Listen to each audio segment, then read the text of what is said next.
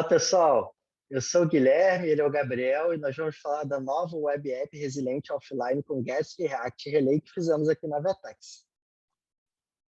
Primeiro, é muito bom estar aqui com vocês na ReactConf.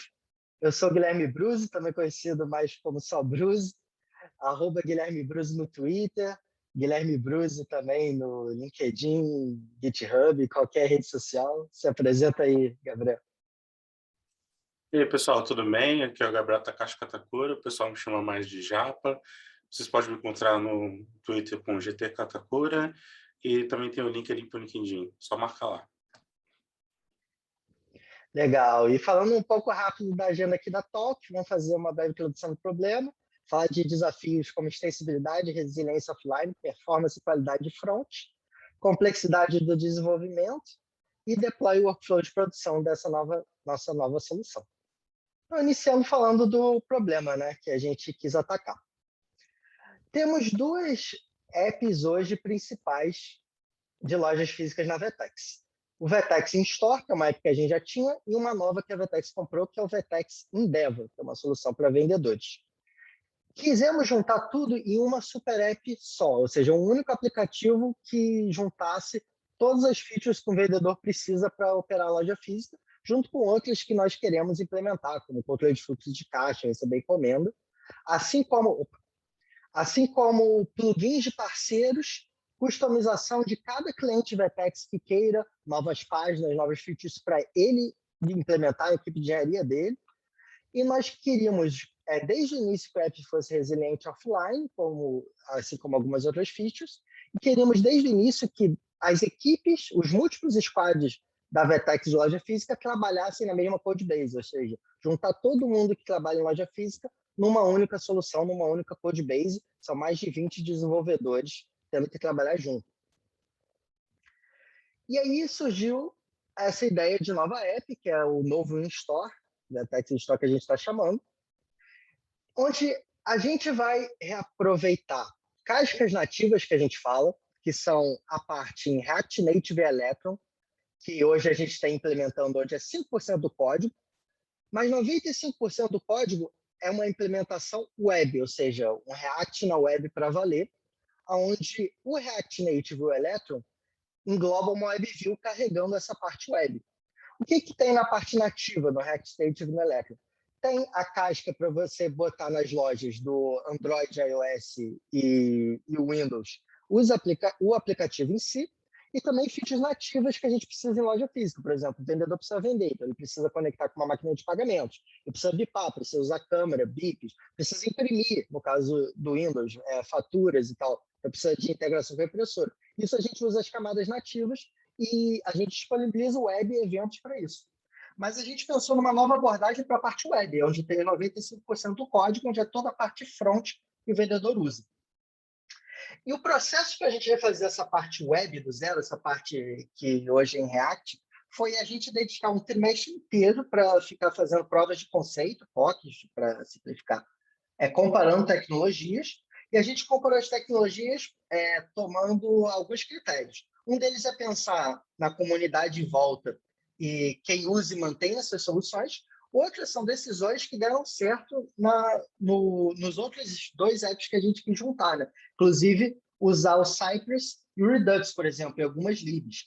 A gente, durante essas fotos, fez várias comparações. A gente comparou Relay e Apollo e escolheu o Relay, a gente vai explicar mais por quê. A gente comparou o Redux e o Recoil, acabou usando o Redux por causa da comunidade. A gente comparou formas de fazer UI diferentes. Vamos explicar a seguir essas escolhas finais, né? Começando pela parte do primeiro desafio, que é essa app precisa ser extensível, customizável, né? Então, falando de extensibilidade agora. Sobre extensibilidade, o primeiro tema a gente precisava manter o React como base, né? A gente está aqui na React Conf, não é à toa, ele tem toda uma gama de libs em volta dele, né? De todo um ecossistema. E a novidade foi que a gente quis usar um framework Jamstack, cuja base é React. Nesse caso, a gente escolheu o Gatsby. Vale falar que a gente comparou com o Next naquelas etapas de POC, e o Next ele tem um build melhor e algumas vantagens, mas eu vou explicar depois o porquê a gente escolheu o Gatsby. Algumas vantagens dele mais para frente. O motivo de usar Jamstack e ter comparado o Gatsby e o Next foi porque a Vertex está fazendo uma infraestrutura bem parecida com a Netlify de Jamstack. Isso vai ser lançado ainda bem futuro, mas está em alpha para todo mundo da Vertex conseguir usar, onde tem um CI e um deploy escalável para qualquer aplicação de Jamstack. Então, por mais que a gente não precisasse de um server-side generation tão performático para essa app, por mais que seja sempre bom ganhar isso, a gente escolheu por causa da plataforma também que a própria empresa estava fazendo. Então, tem algumas escolhas que também são motivos internos. Um outro motivo interno, mas que fez bastante sentido para a gente, foi usar o novo design system que está sendo planejado para o admin. Esse já está aberto, tem documentação para qualquer app de admin Vertex poder usar. A gente chama essa biblioteca de admin UI. Ela é uma forma de fazer CSS em JS, onde funciona muito bem com temas e sobrescritas desse tema. Ela, explicando um pouco mais, ela usa Emotion, React e código customizado para fazer esses componentes. Então, Jamstack é a nova estrutura de Jamstack da Vertex, Admin UI, Relay, adiantando como biblioteca de GraphQL, e Redux e Redux Toolkit para guardar estados offline que não tem a ver com os requests, né? Ações do vendedor que não tem a ver com request, que a gente já usava no anterior, mas a novidade é ter usado o Redux Toolkit, que para quem não conhece vale bem a pena saber sobre. Ele facilita muito o setup inicial e também features, onde diminui quase todo o boilerplate do Redux, além de usar os hooks do React Redux novo, onde realmente essa nova abordagem facilitou muito a vida, mantendo ainda as características dos middlewares legais de usar no Redux. Falando da escolha do Gatsby, que eu falei que eu ia explicar melhor. A principal escolha do Gatsby em vez do Next foi a feature de shadowing. Para o nosso caso, né, que precisava de extensibilidade. O shadowing é uma feature que eu vou explicar nos próximos slides, onde permite qualquer desenvolvedor sobrescrever qualquer componente que você tenha programado como base do seu site Gatsby. Outras features que foram vitais para a gente escolher o Gatsby é que ele permite um jeito fácil de fazer um single page application, ou seja, apesar de você buildar uma página, você ainda quer que seja realmente só uma página andando, que era o caso do nosso aplicativo, fazendo lazy load do que precisa carregar, assim como plugins fáceis, principalmente o de offline, que a gente vai mostrar. Esse o Next também tem equivalente. O shadowing, que foi o principal motivo da gente escolher, funciona da seguinte maneira. Você declara no seu tema Gatsby base, e tema aqui, o Gatsby chama conjuntos de componentes, não é só tema visual, não. Você declara um componente, por exemplo, uma página de contato, e se vier algum outro site Gatsby que está herdando do seu tema e ele sobrescrever esse componente, ou seja, declarar o mesmo path dentro da sua pasta source, equivalente ao seu componente, o Gatsby vai entender que você, na verdade, é para usar essa página de contato aqui. Então, você consegue usar tudo que você programou numa base e sobrescrever só os componentes que você precisa. Isso para a gente, para estender e customizar, é muito importante. E a gente ainda customizou o plugin do próprio Gatsby, porque a gente pensou, se múltiplos plugins estivessem sobrescrevendo um componente nosso, por exemplo, o componente de rotas, né, onde você quer poder adicionar várias rotas diferentes, várias novas páginas, vamos falar assim. Então, eu tenho aqui um plugin que sobrescreveu rotas. Esse daqui também. O que a gente customizou em vez de você só sobrescrever o base, como o Gatsby deixa, se você tem múltiplos plugins, um plugin sobrescreve o outro. Ou seja, você herda sempre do anterior, e com isso, se você tem duas rotas, dois plugins sobrescrevendo rota, você, na verdade, adicionou as duas rotas. Isso foi uma feature que a gente fez, a gente deve botar ele open source também, que foi uma solução legal. E, finalmente, para trabalhar todo mundo junto de uma maneira fácil, usando essa base de Jamstack com Gatsby, a gente botou tudo no monorepo, usando o Learn Yarn Workspace, onde cada plugin, cada parte que a gente precisava para fazer um novo install, inclusive a parte de back-end, tudo TypeScript, a gente botou no mesmo monorepo, e cada parte front vira um componente no NPM, onde você consegue baixar como dependência no seu site Gatsby. E agora eu vou fazer uma breve demo principalmente do Shadow, para explicar melhor o que é isso tudo que eu falei. Então, aqui nós temos uma URL de produção usando esse novo formato, uma conta de teste. Vou fazer aqui o login, processando o login. E aqui, temos aqui um menu, onde temos aqui uma página de contato. Essa página e esse link de menu, eles não existem no nosso tema base do Gatsby. Se eu pegar uma outra loja aqui, de uma outra demo que eu vou mostrar, olha só tem sair.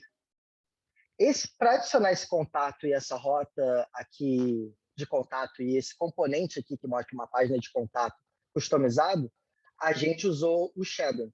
A gente usou o shading definindo um componente num path que consegue sobrescrever o de outro plugin, o outro tema Gatsby que está no Gatsby config da base. A gente também sobrescreveu a parte de menu, colocando um menu custom, onde a gente leva para a página de contato. Então, bastou sobrescrever, fazer esses dois shadings aqui, colocando qualquer código React nele. Nesse caso do menu, a gente herda a base para colocar um na frente. No caso do contato, é realmente ele sobrescrevendo uma rota de contato. E com isso, a gente conseguiu já mostrar um exemplo de menu que vai para uma rota, simplesmente sobrescrevendo dois arquivos com o shadow e sabendo como a gente estrutura os repositórios, que é um ponto importante para falar agora. A gente vai falar um pouquinho sobre a resiliência offline, porque, como a gente viu antes, isso precisa ser algo que tem que ser considerado desde o começo da aplicação, senão a gente pode ter alguns problemas de tentar adotar isso posteriormente, né? Então, sobre a resiliência offline, a gente tem 3 ferramentas principais: o Relay, o Redux e o Gatsby Plugin Offline. Cada um tem um propósito bem específico. No caso do Gatsby Plugin Offline, ele é para armazenar e cachear as partes dos arquivos estáticos. Ele funciona completamente integrado, a gente não tem que fazer nada. Então, quando você entra na aplicação, toda vez que carregar um arquivo JavaScript, um arquivo CSS, carregar uma imagem, qualquer coisa seja em runtime, no primeiro first paint que tu tem da tela, ele já vai cachear isso quando tu voltar a segunda vez com o Service Work, ele vai pegar isso do cache. Então, se a tua aplicação ficar offline, ele já vai passar a funcionar como se fosse semelhante a uma PWA. Depois das outras duas soluções, a gente tem o Relay e o Redux. O Relay, ele é a nossa fonte de dados e ele é basicamente a fonte de dados primordial que a gente tem da aplicação. Como a gente tem o GraphQL como nosso API Gateway, a gente vai fazer consultas diretamente nele, a gente faz alterações de dados, batendo também no GraphQL, então ele vai ser a nossa fonte principal de dados. E em cenários como uma listagem simples, por exemplo, a gente consegue montar a listagem usando completamente o Relay. Só que existem alguns cenários onde o dado ele não é refletido no back-end e a gente precisa que essa informação, que às vezes é um dado mais complexo, seja montado somente no front-end. Então, nesse caso, a gente utiliza o Redux. O Redux, junto com o Redux Toolkit, vai servir para a gente salvar esses estados que funcionam somente no front-end. E, no caso, se a gente quiser fazer um replay do app, desligando o app e voltando no app, o Redux ele vai salvar isso também. Ambos acabam salvando no IndexedDB. Conforme a gente vai mostrar agora numa demo, vou passar para o Bruce para ele fazer uma demo ali mostrando como que ambos usam o IndexedDB para isso. Obrigado, Gabriel. Vamos então voltar lá. Esse segundo aqui, link é de outra loja de teste, dessa vez mostrando a feature do Lista da Vez. Uma das apps da Endeavor que a gente colocou aqui. Se eu dou refresh, ele pega os dados do GraphQL e monta aqui qual é a lista dos vendedores. Tem um esperando a vez e 2 fora da loja. Se eu faço a mesma coisa simulando offline, ele traz os últimos dados. Inclusive, se eu tirar aqui GraphQL do Network, ele mostra que ele pegou do Service Worker agora, esse refresh. Aqui eu vou filtrar de novo para GraphQL. Essas ações foram permitidas de saber o estado porque elas também estão no Redux. Então, se eu abro o Redux aqui e mostro, tem uma ação chamada Rehydrate, onde o estado da fila, esse Position List, ele mostra quem está esperando do lado de fora e quem está esperando a sua vez, nessa parte daqui, por exemplo. Isso veio do IndexedDB, como o Gabriel falou. Se eu faço uma ação, por exemplo, de botar o vendedor 2 e o vendedor 3 esperando sua vez, eu estou offline, então não posso fazer o request GraphQL com o relay. Até um aviso aqui de conexão. Mas, se eu volto a estar online, aí ele faz as duas operações. Ele colocou essas duas operações numa fila do IndexedDB e depois tirou da fila conforme foi fazendo. E também no IndexedDB fica o estado do Redux final. Então, com isso, o fato do Redux e Relay ter esses plugins permite a gente manter estado offline, assim como o Service Worker manter os estáticos. Essa parte da resiliência funciona out of the box se usar essas ferramentas bem. Ok. Agora vamos falar um pouquinho sobre a performance e como a gente garante a qualidade no nosso front-end, né? Porque como a gente viu, a gente tem que ter um set de ferramentas para conseguir resolver os problemas de offline first, então a gente precisa de ferramentas que sejam performáticas e entreguem uma boa qualidade de código. Então, a primeira coisa que a gente viu é ter um deploy preview. O deploy preview, basicamente, é pegar o código que tem no seu PR, o nosso branch, subir um ambiente de produção e vincular isso a uma URL única para aquele seu PR, e dessa maneira você tem um ambiente muito, muito próximo da produção, se não dizendo que é basicamente produção, e você pode passar para alguém para validar isso. Isso pode até, às vezes, servir para fazer um teste de fato em uma loja, quando ele quer verificar o que um plugin iria afetar na sua conta. Segundo, a gente colocou agora o Lighthouse como parte do nosso CI/CD, e o Lighthouse ele serve para verificar algumas métricas de performance, acessibilidade, best practice e SEO. Um exemplo disso aí é o lado esquerdo, aí a gente tem a nossa performance como é atualmente, do nosso login, e do lado direito como ficou depois que a gente adotou essas novas sets de ferramentas. A gente pode ver uma mudança bem brutal aí de performance, porque quando a gente foi escolher essas ferramentas, a gente pensou em ferramentas que tivessem um baseline bom de qualidade e de código e de performance, para que a gente não tivesse que ficar otimizando as coisas para ter uma performance boa. E com a ferramenta, ela garante que a gente vai tentar manter essas métricas o mais alto possível. Terceiro, a gente tem os nossos testes automatizados, e os testes automatizados que a gente tem de unidade e de integração, a gente utiliza o próprio Jest, né? No caso do front-end e back-end. Esse é um exemplo aí de um teste rodando no back-end, no nosso Gateway GraphQL, que acaba utilizando o Jest. Eventualmente, a gente tem outras ferramentas para fazer teste em outras linguagens, mas essa é a ferramenta principal. E a gente tem também os testes end-to-end. A gente usa o Cypress para isso. Inclusive, a gente usa o Cypress de 3 maneiras diferentes, e essa acho que é a ferramenta mais interessante para pegar um cenário de bug em produção mais realista, né? Então, a primeira, a gente tem esse Cypress Dashboard, que serve para a gente, os nossos testes. A gente tem mais de 260 testes, dá uma olhada ali. E esse Cypress Dashboard serve para dar um bom feedback para a gente, identificar se algum teste não está muito bem, então está meio flake. Então, essa ferramenta é para os nossos testes automatizados quando a gente vai deployar alguma coisa. A gente também tem o Cypress para rodar nos próprios tenants. Então, se por algum acaso um tenant, algum cara que está na sua loja quer fazer um teste automatizado para verificar algum comportamento, seja porque ele customizou alguma coisa, ele adicionou um plugin, ou ele quer mais testes, ele também pode fazer isso.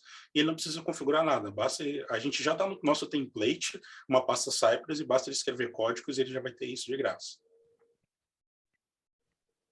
E, por final, a gente também utiliza os próprios testes de Cypress para fazer monitoramento.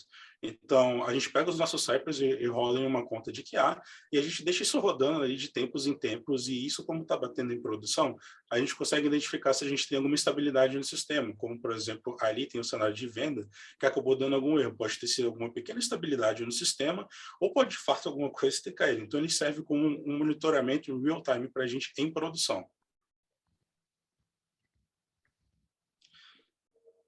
E agora a gente vai falar um pouquinho sobre a complexidade de desenvolvimento, né? Como a gente pode ver, para a gente ter toda essa qualidade, a gente ser offline first, a gente vai ter uma certa complexidade de desenvolvimento, e a gente escolheu algumas ferramentas que ajudam a diminuir um pouquinho dessa complexidade. Ou seja, elas absorvem um pouco disso para a gente escrever menos código, mas com o mesmo valor. A primeira delas é o Relay.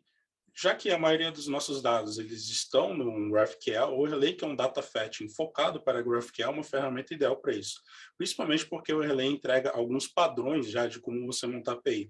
Ele tem 2 especificações que eu vou mostrar mais à frente, que essas especificações servem tanto para ter uma boa padronização no back-end, como ter mecanismos como CodeGen para front-end ou algumas ferramentas já built-in prontas. O primeiro exemplo que a gente tem é como a gente consegue fazer uma Optimistic UI e uma operação offline. Porque para fazer operações offline, a gente primeiro tem que habilitar Optimistic UI. O que é Optimistic UI? Optimistic UI é basicamente quando você faz uma operação e você considera que aquela operação vai dar sucesso e já dá um feedback automático para o usuário.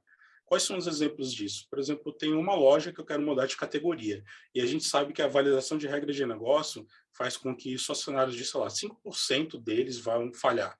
Então, a gente já considera que foi um sucesso aquela modificação e a gente pode dar o feedback visual para o usuário de imediato. Então, esse código que a gente tem aí na tela mostra como a gente conseguiria fazer isso de uma maneira muito simples, simplesmente anotando naquele Optimistic Response do lado direito da imagem, e isso aí já serve para a gente simular com o seu retorno, e todo esse código ele já sabe fazer rollback automático, por causa que a biblioteca já entrega isso dentro dela. Você só teria que tratar como dar um feedback visual no cenário de erro. A gente também tem as hooks, porque como o Relay segue um padrão, ele já entrega diversas hooks que funcionam bem com esses padrões e a gente não precisa implementar isso em cada serviço separadamente. Um exemplo disso é a primeira especificação, que é o Node Specification, que é uma especificação que a gente pode resumir de como buscar um registro na base ou alguns registros na base.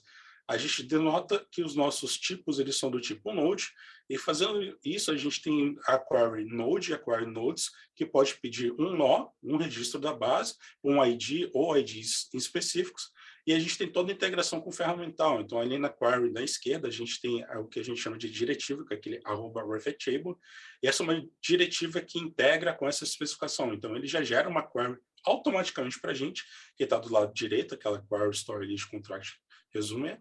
Então, ele já consegue fazer CodeGen de queries para a gente baseado nessa especificação.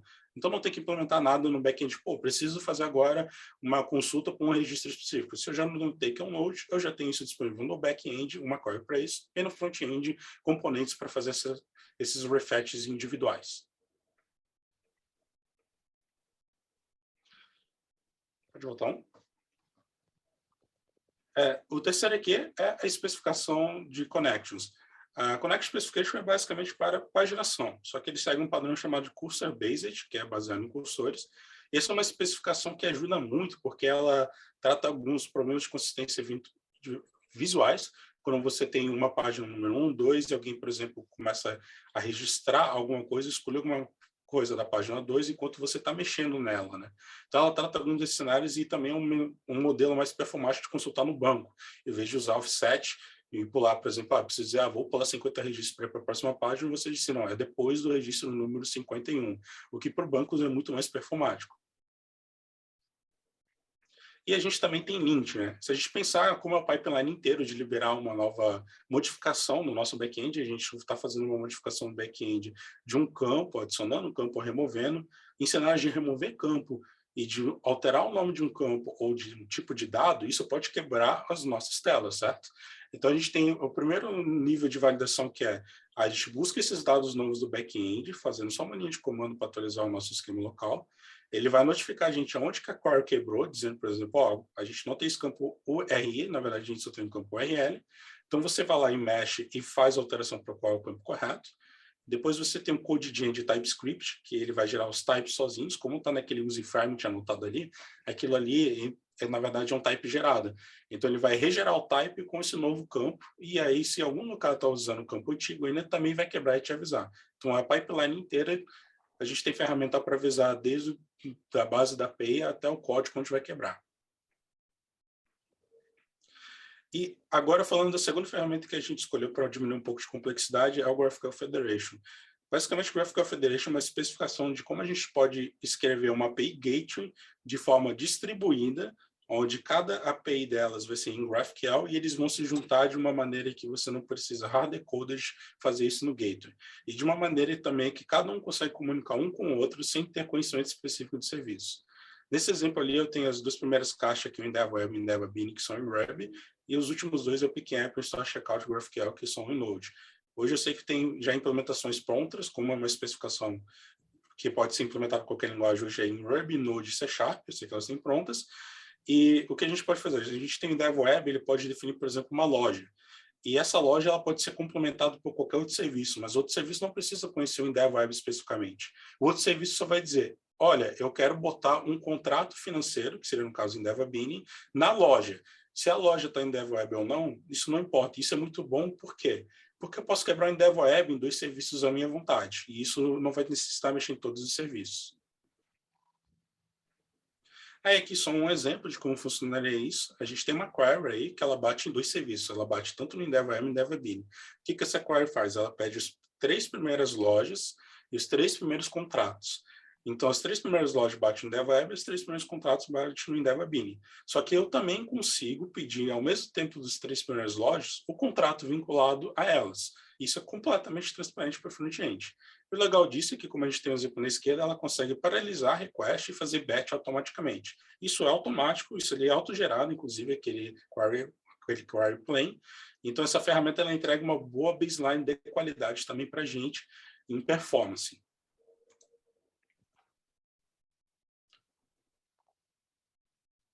E agora eu vou passar a vez para o Bruce falar sobre o último tópico de deploy produção workflow.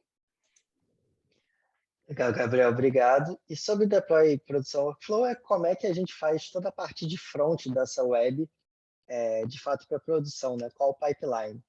E o pipeline é, para cada tenant Vertex, ou seja, para cada cliente, tem um repositório no GitHub que herda do nosso tema Gatsby que eu tinha falado. Nele, a gente roda o Tecton, que é uma pipe de fazer CI em Kubernetes, onde a gente faz o build, faz os robôs de CI, que o Gabriel falou mais cedo, e faz também o deploy preview, gerado pelo build, né? Faz um deploy preview com o que o build gerou.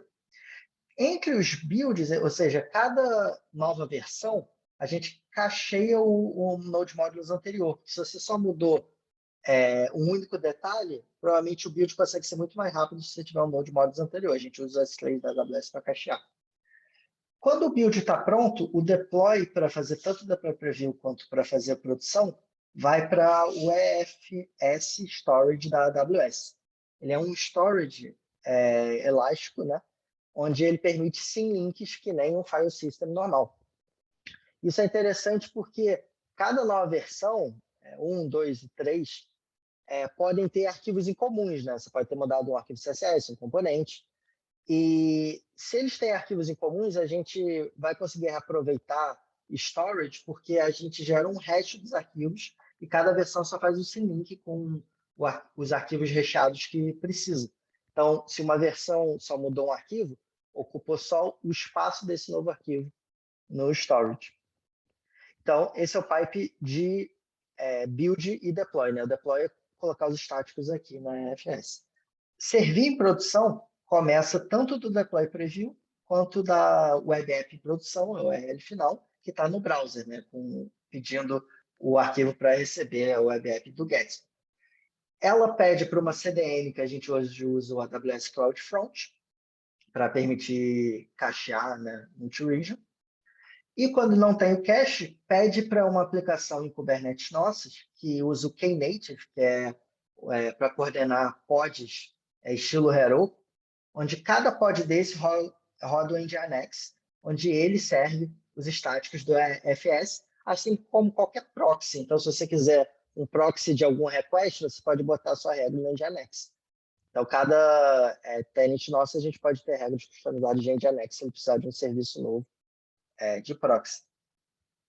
Isso é legal porque para o deploy preview, o Knative coloca de 0 a N pods, dependendo do acesso. Né? Para a produção, já é de 1 a N.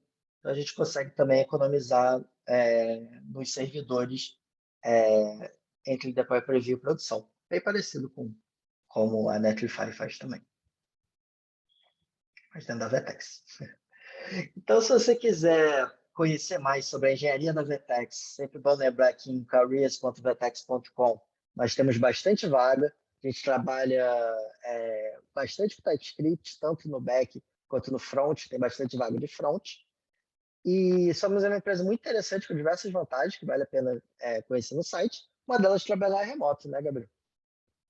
Isso, inclusive, eu sou aqui de Santa Catarina, Blumenau, o Bruce está no Rio, mas o nosso time tem gente do Nordeste, de São Paulo, de Minas, tem gente que mudou de cidade de uma sexta-feira para uma segunda e já voltou a trabalhar. É isso aí. Gente, muito obrigado por ouvir o nosso talk. Lembrando, Guilherme Bruz, @GT Katakura no Twitter. Se precisar falar sobre a VTEX, sobre a solução, sobre a sua solução de front, a gente adora trocar ideia técnica. Valeu, pessoal, é só marcar a gente lá que a gente responde vocês.